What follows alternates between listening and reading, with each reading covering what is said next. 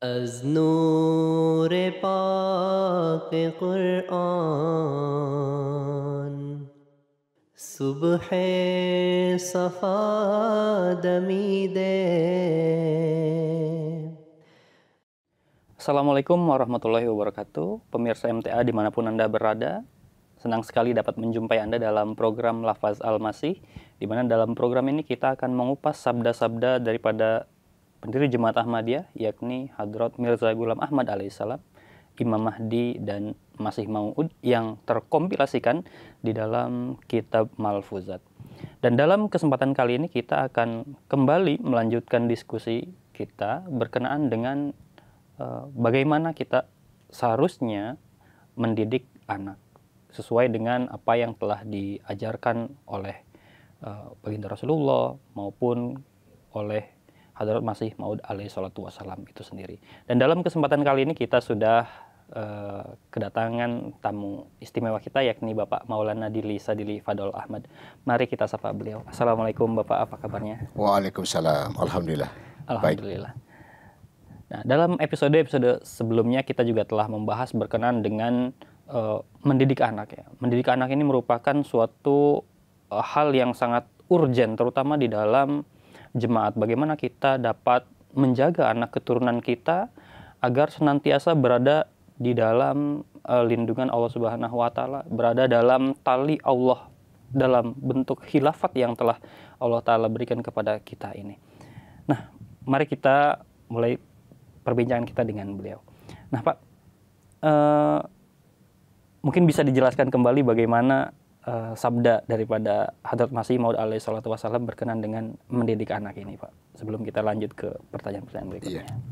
Oke, Assalamualaikum warahmatullahi wabarakatuh. Waalaikumsalam warahmatullahi wabarakatuh. Di episode yang ketiga kita membahas tentang bagaimana cara kita mendidik anak-anak, khususnya anak Ahmadi, yang akan menjadi generasi penerus kita-kita yang sudah orang tua ini. Menurut dari kacamata dan bahasa Hadrat Masih Maud alaihissalam, di mana beliau sangat-sangat menekankan kepada kita sebagai orang tua, jangan menjadi orang tua yang pemarah. Iya. Jadi di literasi modern hari ini pun ternyata selaras sabda beliau ini, bahwasanya hindari orang tua itu keras dan marah terhadap anak-anak. Iya. Ini bekasnya sangat-sangat kuat. Jadi anak-anak yang dididik atau yang dibentuk di rumah oleh orang tua yang keras dan kasar, itu rata-rata cenderung tidak kreatif, mengurung diri, dan gitu, Pak, ya? selalu menghindar dari kerumunan banyak orang. Ini bahaya sekali. Jadi beliau selalu mengatakan dengan penuh kelembutan, dengan penuh kesabaran. Ya kalau kita lihat falsafah kelembutan gitu ya, lihatlah cara punten ya, aspal. Itu aspal yang di drum itu, kalau kita pukul dengan hentakan keras, itu kencang banget itu. Iya. Tapi kalau kita tusuk pelan-pelan, itu tembus itu. Rupanya falsafah kelembutan itu. Ya kita tahu di dunia ini ada makhluk yang sangat lemah, tidak punya tulang sama sekali, itu cacing. Iya. Dia bisa menembus bumi yang begitu keras. Kalau orang ingin membongkar tanah mesti pakai garpu, pakai linggis. Kalau cacing mah enggak. Padahal enggak punya tulang sama sekali. Iya. Dengan kelembutannya dia mengeksplor semua kekuatan tanah dengan kelembutannya. Dia punya falsafahnya itu. Jadi rupanya itu Masih Maud mengatakan dengan kelembutan, dengan kesabaran kamu. Ya tentu ujungnya adalah doa kita kepada Allah Subhanahu wa taala. Itu peran yang tidak boleh ditinggalkan. Itu yang selalu beliau tekankan kepada kita. Nah Pak, dalam hal kita mengajarkan ketakwaan kepada Allah Subhanahu wa taala, ibadah kepada Allah Subhanahu wa taala, pasti setiap orang itu membutuhkan trigger atau pemicu ya yang bisa membuat seseorang atau anak ya mau menjadi seorang yang bertakwa, rajin misalkan ibadahnya dan sebagainya. Nah, bagaimana nih Pak cara memotivasi anak ya untuk mengembangkan ketakwaannya itu kepada Allah Subhanahu wa taala, dan apa yang bisa kita lakukan untuk membantu anak itu mereka selalu merasa dekat dengan Allah Subhanahu wa taala? Iya. Jadi gini, hukum alam ya. Manusia itu ingin dihormati, Iya. ingin dipuji. Tidak suka disakiti atau dihina, itu tidak. Itu hukum alam. Jadi ternyata untuk agar anak-anak mengarah ke sana itu, boleh sekali-kali orang tua itu memberikan reward Iya. kepada anak dan juga punishment ketika sesuatu yang dia aturkan tidak dilaksanakan. Iya. Nah, itu akan berbekas itu. Ya misalnya gini, saya membiasakan kalau Ramadan itu kan ada program khatam Quran. Iya. Maka saya bilang ke anak-anak, yang khatam Quran, Papa akan kasih uang sekian. Di luar baju dan lain-lain. Rupanya itu berlomba-lomba tuh anak-anak. Oh iya juga. Tapi tadi kan batasan-batasan kemampuan kita dan tidak akan merusak rohani mereka, tidak. Iya. Jadi artinya ya jangan begini, nantinya kan kebiasaan, oh baru mereka berbuat kalau dikasih reward. Tapi kan Allah Ta'ala juga kan di Quran banyak bahasa itu. Wa basyiril ladina amanu wa amus solihat jannatun tajri min tahtiha. Itu kan reward itu. Iya. Bagi siapa? Berikan kabar suka kepada orang-orang yang beriman dan amal soleh. Aku akan berikan surga yang di bawahnya mengalir surga. Artinya apa? Hukum syariat itu. Nah itu kalau kita ikut itu insya Allah Ta'ala. Tapi jangan selalu, maksudnya itu sekali-kali kita berikanlah itu untuk menghargai gitu. Dari kebiasaan itu mereka sudah menikmati. Begitu menikmati baca Quran, dia baca sendiri. Iya. Begitu kita ajari ini ayatnya seperti ini, nanti Allah bilang seperti ini, coba baca di Quran. Kalau orang yang ini seperti ini, nanti ada orang mati ingin hidup kembali. Kenapa? Ini bahasanya. Itu kan tingkatan seperti itu. Begitu dia mau saja baca Quran, duduk sejenak, kita tingkatkannya dari baca, kita artikan. Dari artikan ada tafsirnya, kita jelaskan. Timbul rasa keasikan di dalam dirinya. Dia akan datang sendiri. Iya. Jadi biasakan memuji dengan ketulusan, memberikan Reward perhatian, reward, dan juga punishment ketika ada sesuatu yang mereka langgar. Iya. Gitu. Karena pada hakikatnya itu juga nanti akan berdampak positif kepada diri mereka sendiri ya. Betul. Allah Ta'ala sendiri memberikan reward berupa tajri min tahtihal anhar itu Surga, jannah. ya, bagi orang-orang yang mau beriman kepada Allah Subhanahu wa taala dan melakukan amal-amal kebaikan. Dan ketika manusia itu melakukan amal kebaikan itu, dia pun akan merasakan, oh dengan melakukan amal ini ternyata nanti orang Ada pun dampak. ada dampak Ada kepada hasil. diri kita, ada dampak positif, dampak baik kepada diri pribadi. Sehingga itu nanti dengan sendirinya itu menjadi suatu kebiasaan yang baik bagi anak itu sendiri, Pak ya. Nah, Pak, bagaimana nih Pak cara mengatasi konflik atau perbedaan pandangan antara orang tua dan anak dalam hal keagamaan? Biasanya kan anak-anak kita ini dalam lingkungannya di luar terpapar berbagai macam pengaruh kan, teman-temannya beda-beda, sehingga dari situ oh iya nih temanku kayaknya lebih benar dari orang tuaku, kemudian dia berargumentasi dengan orang tua segala macam. Nah bagaimana Pak cara mengatasi konflik yang seperti Yang itu? pertama ini begini, yang pertama kita cari orang yang lebih dekat dengan anak itu yang bisa dia percaya. Biasanya ada orang yang bisa dipercaya oleh anak itu.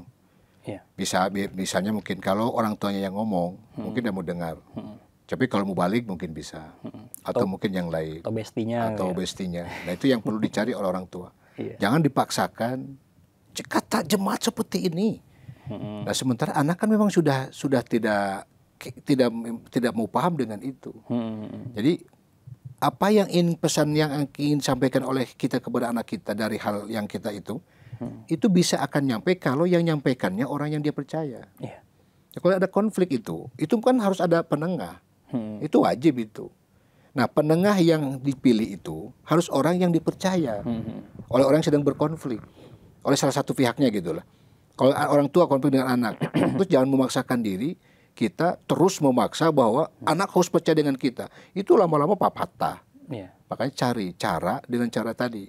Cari siapa kira-kira orang yang bisa dipercaya. Yang bisa mau dengar dengan pesan yang kita ingin sampaikan. Bisa dia terima. Bisa oleh temannya sendiri. Bisa mungkin neneknya. Bisa mungkin pamannya yang lebih dia dengar. Mungkin juga bisa gurunya. Atau mungkin mubaliknya. Pasti itu ada. Yang jelas anak ini akan mendengar kalau ini yang bilang. Gitu. Coba kamu tanya ke sini. Benar ada pemahaman kamu itu? Kamu coba tanya ke sini. Terus bandingkan dengan cara ini. Gitu. Jadi ajaran yang disampaikan harus betul logik, harus masuk akal. Masuk ke anaknya itu, Pak ya. Dan saya pernah. Kenapa sih, Pak? Kenapa sih kita harus jadi Ahmadiyah? Iya. Kan gitu. Sementara sholatnya sama. Kenapa sih harus jadi Ahmadiyah? Gitu. Nah, itu kan pertanyaan yang sebenarnya agak rumit menjawabnya kepada anak-anak kan. Gitu. Kenapa kita harus Ahmadiyah? Gitu. Nah, kita ilustrasikan juga dengan apa yang keinginan. Kamu ingin ini. Kenapa sih kamu ingin itu? Karena bukan ini yang kamu inginkan. Maksa ke papa, kamu ingin ini. Padahal kan sama aja. Bukan gini, Pak. Nah, itu juga sama. Jadi kira-kira seperti itulah. Bahwa kenapa kita harus ke sini itu? Bukan keinginan kita, bukan. Kita ini hidup bukan kemauan kita. Ada yang ngatur, ada yang menghendaki. Siapa? Sang pencipta kita. Siapa? Allah. Allah itu menginginkan dari kita itu apa? Kita hidup bukan untuk makan, bukan. Sejatinya apa? Untuk menyembah Allah SWT. Nah, kendaraan satu-satunya hari ini yang bisa membawa kita kepada Allah adalah ini. Apa buktinya? Ya Papa. Gitu. Seperti ini sekarang. Kamu lihat kan? Kamu bisa dapat dari siapa coba? Kan Papa sebagai mubali. Gitu. Pelan-pelan, tapi alhamdulillah gitu ya. Jadi ketika ada konflik, maka harus ada penengah. Ya, penengah ini harus orang yang bisa dipercaya oleh salah satu pihak yang berkonflik, supaya pesan yang ingin disampaikan itu nyampe. Gitu. Kalau orang yang ngespugu ilfil sudah mau apapun bahasanya sehebat apapun tetap tidak akan mendengar. Gitu.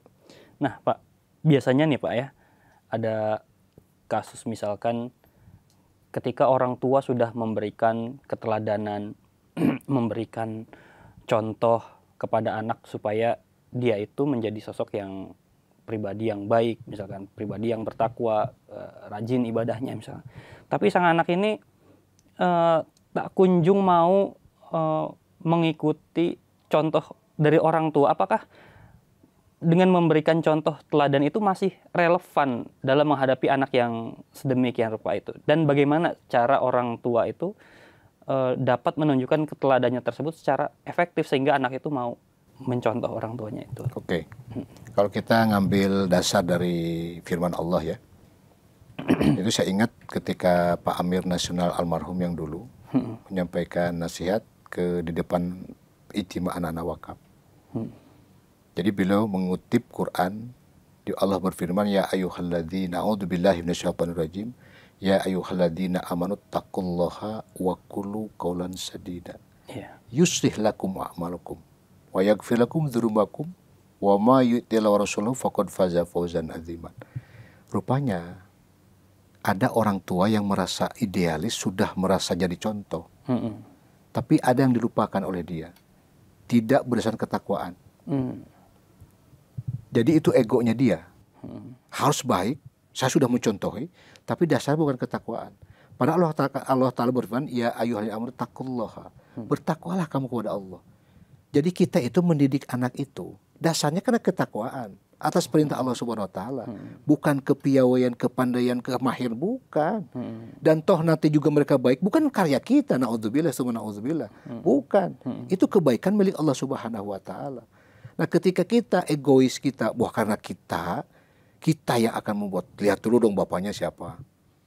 Lihat dulu dong mamanya siapa. Kan kadang-kadang seperti itu. Nah, itu yang sebenarnya rahasia kenapa kelihatan orang tuanya soleh, tapi kok anaknya tidak ngikut. Iya, tidak ngikut. Pasti ada sesuatu. Nah, kalau saya lihat dari ini, jadi ternyata benar. Dasarnya itu, berkata baik nggak dia? Jujur nggak dia berkata? Lurus nggak dia berkata? Misalnya ginilah, kalau kita ingin menjadikan anak supaya jadi mubaligh, tapi di rumah orang tuanya selalu mengkritisi mubaligh. Sampai dunia kiamat anak tidak akan mau jadi mubaligh. Bapaknya saja ngeritik mubaligh terus. Gitu. Atau misalnya ingin anak-anak ini mendekat ke jemaat dan mencintai jemaat. Tetapi orang tuanya di rumah, kalau ngobrol dengan ibunya, kadang-kadang selalu menjelek-jelekan pengurus dan jemaat di rumahnya. Iya, iya. Terus gimana ceritanya anak mau mencintai jemaat? Iya, iya. Malah jadinya jauh Pak. Iya, sebenarnya itu yang tidak tersadari oleh orang kita sekarang. Iya, iya. Mungkin tidak disengaja terucapkan, tapi selalu ada itu. Maka lahirlah anak-anak yang membangkang, nggak mau mendekat. Kenapa? Ngapain juga gua ke masjid? Orang tua gua juga sedemikian rupa bencinya kok ke jemaat. Gitu. Di sisi lain, dia tahajudnya getol, puasan kemis juga getol. Jadi tidak ada dampak. Kenapa? Karena tadi tercacati, ternodai dengan hal-hal yang sebenarnya bukan ketakwaan. Kalau dia dasarnya ketakwaan, pasti insya Allah Ta'ala. Tidak salah Quran kok. Kan Allah sudah mengatakan, wa may yattaqillah yaj'alhu makhrajan. Dengan ketakwaan itu kamu akan ada jalan keluar, pasti itu. Nah, kenapa tidak seperti itu? Pasti tidak menafaki jalan ketakwaan, pasti itu. Boleh dicek. Nah, kalau misalnya, tapi kan sudah soleh. Ya soleh tidak identik dengan takwa. Solehnya kamu seolah-olah itu bukan betul, bukan. Kenapa? Nah, tadi ada indikator-indikator tertentu orang-orang bertakwa itu. Nah, salah satunya tadi kan, untuk siapa kamu lakukan ini? Karena siapa kamu lakukan ini? Kan gitu. Nah, kalau karena tendensinya ingin mendapat penghargaan sebagai seorang tua yang hebat, bisa mendidik anak-anak, sarjana semua, tapi ya tadi ke masjid nggak pernah muncul. Kan banyak. Iya. Banyak orang tua jemaat yang sukses mendidik anak-anak jadi orang-orang hebat secara keduniaannya, tapi tidak hadir di saat-saat jemaat sedang membutuhkan. Iya. Karena mereka orientasi hidupnya bukan karena Allah. Gitu. Jadi kalau saya bisa memastikan bahwa ketika ada orang kelihatan on the track, soleh sepertinya gitu, tapi kok anak-anaknya tidak ngikut, pasti ada yang salah di orang tua itu. Iya. Pasti itu. Apa yang salahnya? Ya ayyuhalladzina amanu taqullaha wa qulu qaulan sadidan. Berkatalah kata yang sadid, yang benar, yang lurus. Tidak ada kebohongan, tidak ada tendensi, tidak ada background lain-lain di belakangnya. Gitu. Itu sebenarnya. Baik, Pak. Menarik sekali, Pak. Nah, Pak, lalu nih Pak, biasanya nih kan anak-anak itu dalam melakukan ibadah misalkan ya, ada aja tantangan, godaan, cobaan gitu ya, yang bikin anak itu jadi males gitu untuk melakukan suatu ibadah ataupun kegiatan kejemaatan dan sebagainya. Nah, bagaimana cara membantu anak kita itu menghadapi tantangan atau rintangan dalam menjalankan praktik keagamaan, seperti kesulitan misalkan dalam menjaga sholat atau tergoda dalam melakukan hal-hal yang dilarang agama. Itu seperti apa Pak untuk menghadapi tantangan seperti itu? Iya. Pertama tadi orang tua harus menjadi pengawas yang baik, harus jadi mentor yang baik. Misalnya dalam hal waktu sholat, ketika waktu sholat orang tua sudah siap-siap tuh. Jadi anak-anak kan melihat tuh gerak-gerak itu. Yang kedua, mereka harus jangan pernah ada perasaan takut dibenci anaknya kalau misalnya ngajari. Jangan pernah, karena kalau seperti itu tidak akan pernah jadi. Tetap harus diingatkan. Terus berikan contoh-contoh yang bisa masuk akalnya. Iya. Misalnya kan banyak contoh nih, banyak kisah-kisah ya. Seperti seorang anak yang punya kisah seorang anak yang mundur, dia rajin ke masjid, tiba-tiba tidak mau ke masjid. Lapor ke ayahnya kan, ayah saya tidak mau. Kenapa? Di masjid saya lihat mereka bukan berzikir, malah main HP doang. Ngobrol atau ngobrol gitu, ngapain saya ke masjid gitu. Orang tuanya bilang begini nak, sini saya kasih tahu. Ambil air di gelas, kasih pul. Sekarang kamu bawa air ini, terus keliling rumah. Jangan ada satupun yang jatuh. Dia lakukan tuh, hati-hati gitu. Pulang ke arahnya. Berapa keliling? 2 keliling. Ada yang jatuh? Tidak. Kenapa? Karena saya konsentrasi dengan ini. Jadi kuncinya, kamu kalau ke masjid, mau apa? Mau ibadah ke Allah. Konsen saja dengan Allah Ta'ala. Niatnya itu. Nggak usah melihat bapak-bapak, siapapun yang kamu lihat. Ya kamu akan terganggu. Seperti tadi kenapa air tidak bisa jatuh? Karena kamu konsen memegangnya. Sehingga air tidak bisa jatuh, kamu jaga betul tuh. Nah, supaya kamu tidak terganggu, tidak lihat dengan apa yang kamu lihat, konsen saja kamu datang ke masjid semata karena Allah Subhanahu wa taala. Nah, contoh-contoh semacam itu perlu disampaikan Iya, iya. kepada anak-anak. Oh iya ya. Dan dipraktekkan, coba kamu praktekkan. Seperti itu.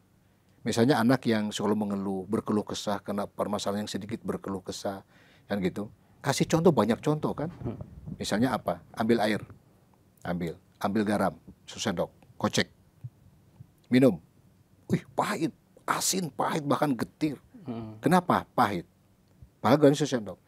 Karena wadahnya gelas. Kamu percaya enggak kalau garam yang sesendok ini tidak akan terasa? Percaya enggak kamu? Tidak. Ingin percaya? Oke, ikut dengan papa. Bawa ke belakang. Ada kolam, tabur di kolam.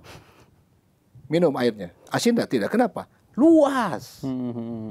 Jadi cara mendidik anak supaya lapang dada, supaya tidak cemen berkeluh kesah, kasihlah contoh semacam itu. Oh, iya ya. Kenapa air jadi tidak asin? Karena tempatnya luas. Artinya apa? Lebarkan dada kamu. Nerimo, oh iya, tidak akan terasa. Insya Allah tidak akan terasa. Kenapa tadi asin? Karena gelas. Gitu. Jadi contoh-contoh itu perlu. Dan real, kasih contoh ke mereka. Oh iya benar ya. Gitu. Jadi ngasih contoh-contoh seperti itu bagus Pak ya, supaya anak tuh berpikir sering, gitu. Sering lah, makanya tadi ayah itu mesti banyak berkomunikasi betul, Pak. dengan anak-anaknya itu. Dari hal apapun, contoh cerita yang lucu-lucu, joki-joki yang menyegarkan, itu perlu. Sewaktu-waktu perlu. Hal-hal kebijaksanaan. Oh jangan terus itu. Nasihat, terus ceramah, terus nanti anak ini pasti ceramah lagi nih. Jadi apapun dengar, tadi ada apa? Tentang cerita musik, kita dengar. Kita harus jadi orang tua yang pendengar yang setia. Harus itu. Nah Pak, terakhir nih Pak. Apa Pak doa yang bisa kita panjatkan agar anak keturunan kita itu dijaga selalu oleh Allah Ta'ala dan menjadi keturunan-keturunan yang baik Pak? Oke. Saya akhir-akhir ini menemukan suatu tulisan yang menulis tentang doa Habarat Masih Salam untuk anak-anaknya. Dan saya perhatikan, subhanallah, doa ini telah menjelma sempurna di hadapan saya, di hadapan kita semua. Jadi beliau mengajarkan doa seperti ini. Allahumma hdi auladi illa siratikal mustaqim. Wahai Allah, bimbinglah anak-anakku ke jalan Engkau yang lurus. Waj'alhum muti'ina laka wa ala wali rasulika. Dan ya Allah, jadikanlah anak-anak saya ini menjadi anak-anak yang taat terhadap Engkau dan terhadap Rasul Engkau. Wa ahsin khawatimuhum. Baguskan akhir kehidupan mereka ya Allah. Selanjutnya hujur mengatakan waj'alhum muqimis sholat, dan jadikanlah wahai Allah anak-anak saya ini anak-anak yang senantiasa mendirikan sholat. Ya wasi'al karom wal jud, wahai Allah yang maha luas kemuliaannya dan maha luas kedermawannya. Wasi arzakahum, luaskanlah rezeki mereka ya Allah.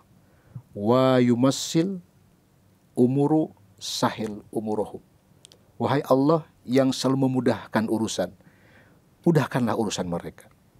Wa yumassi kullu asir yasir ma ta'assaru alaihim, wahai Allah yang selalu memudahkan dari sebuah kesulitan, maka mudahkanlah kesulitan-kesulitan mereka ya Allah.